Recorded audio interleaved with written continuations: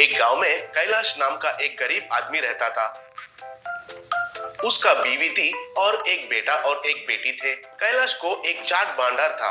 उसमें वो पानी पूरी, आलू समोसा, पापड़ी चाट वगैरह तैयार करके बेचता था और पैसे कमाता था।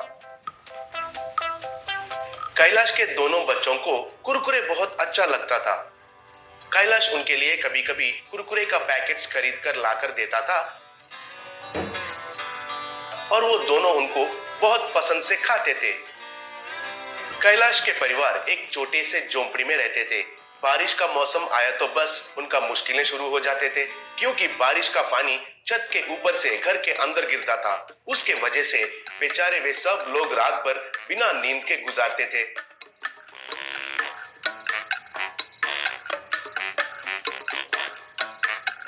कैलाश की बीवी, क्या है जी हमें ये परेशानी? बेचारे बच्चे रात भर नहीं सोए। स्कूल को भेजने के लिए उठाया तो झगड़ा करके फिर से सो गए। देखिए कैसे सो रहे हैं बेचारे। बोली। तब कैलाश, हाँ वही मुझे भी दुख हो रहा है। इस झोंपड़ी को निकालकर एक अच्छा सा पक्का घर बनाने का भाग्य हमें कभी मिलेगा कि नहीं पता नहीं। चाट भंडार से मिले पैसे 3 वक्त का खाने के लिए ही खर्चा हो रहे हैं और घर कैसे बनाएंगे, हे भगवान, कहकर दुखी होता था। ऊपर से ये मुश्किल कम नहीं होकर उसके चाट भंडार के बाजू में और एक आदमी ने एक चाट बंडी लगाया। उसका नाम शुभम था। उसका चोर दिमाग था और वो लालची भी था। उसके वजह से कैलाश का व्यापार नुकसान में चला गया और वो बहुत दुखी होने लगा। उसी गांव में धर्मराज नाम का एक बड़ा आदमी रहता था। गांव में किसी को भी कोई समस्या आने से भी वो बड़ापन से उनका समस्या सुनकर उसका समाधान देता था। सब लोग उनको बहुत सम्मान देते थे और वो जो भी कहते थे उनको मानते थे। एक दिन कैलाश ने शुभम को धर्मराज के पास लेकर आया। गांव वालों के सामने कैलाश ने उनका समस्या बताया। तब शुभम, मालिक धर्मराज साहब, मुझे एक ही जगह पर गाड़ी लगाना है कहकर कहीं लिखा है, बताइए। मुझे गाड़ी निकालने के लिए ये आदमी कह रहा है, ये कितना अन्याय है ना जी। ऐसा चालाक से कहा। तब धर्मराज, कैलाश, इसके बातों में न्याय है। उसको गाड़ी निकालने के लिए कोई नहीं कह सकते हैं। चाहिए तो तुम ही कहीं और जगह पर तुम्हारा गाड़ी लगाओ। इस मामले में मैं कुछ भी नहीं कर सकता हूँ, मुझे माफ कर दो, कहा। तब कैलाश दुखी होकर उनका घर आया और उनकी बीवी को जो कुछ हुआ वो सब बताया। तब उनकी बेटी, पिताजी, कुरकुरे नहीं लाए क्या? आते समय लाऊंगा कहा था ना, क्यों नहीं लाए? पूछी। तब कैलाश, अरे मुझे मत सताओ बेटी, मेरा मन ठीक नहीं है, बाद में लाता हूँ, कहा। तब उसका बेटा, वैसे नहीं चलेगा, हमें अभी चाहिए।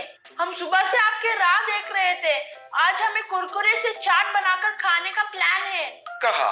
तब कैलाश, कुरकुरे से चाट? क्या बात कर रहे हैं ये लोग, कहकर बीवी से पूछा। तब कैलाश की पत्नी, हाँ जी, ये लोग कभी कभी कुरकुरे से कुछ अजीब अजीब सा चाट बनाकर खाते रहते हैं, वैसे ही कुछ होगा, बोली।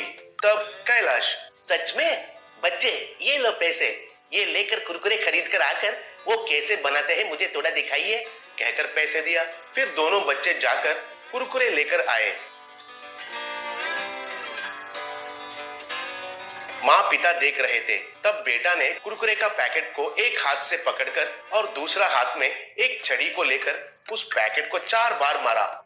फिर पैकेट को खोलकर उन टुकड़ों को एक बर्तन में डालकर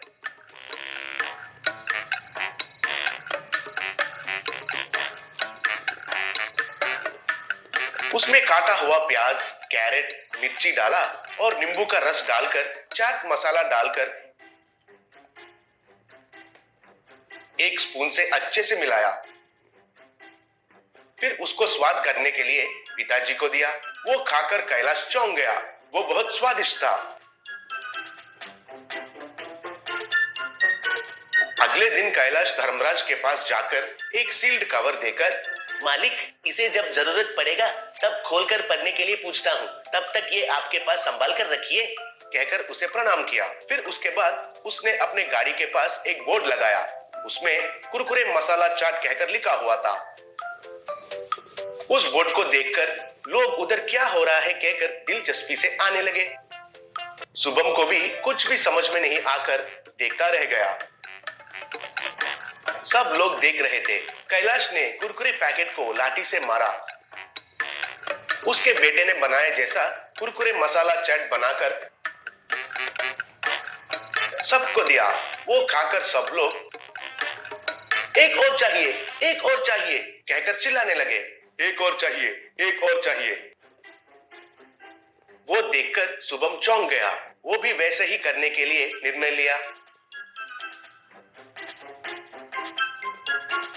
अगले दिन उसने भी कुरकुरे मसाला चाट का बोर्ड लगाया।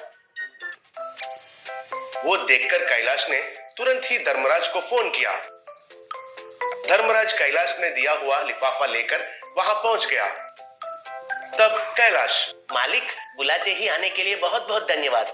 उस कवर में क्या लिखा है सब लोगों को सुनाई दिया जैसे एक बार जोर से पढ़िए, कहा। तब धर्मराज ने उस कवर में से एक पेपर को निकालकर जोर से पढ़ना शुरू किया।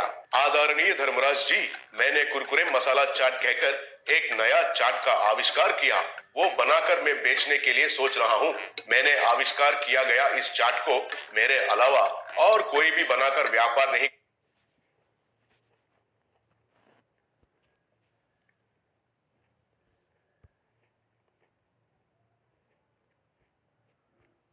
गया इस चाट को मेरे अलावा और कोई भी बनाकर व्यापार नहीं कर सकते हैं। दया करके इसे मेरा सबूत की तरह आपके पास रखिए। जब जरूरत पड़ेगा तब इसको खोलकर पढ़ने के लिए मैं आपको कहूंगा। आपका कैलाश, कहकर पढ़ा।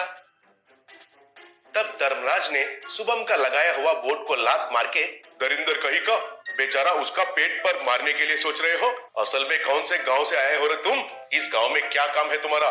मर्यादा से यहाँ से चले जाओ, कहा।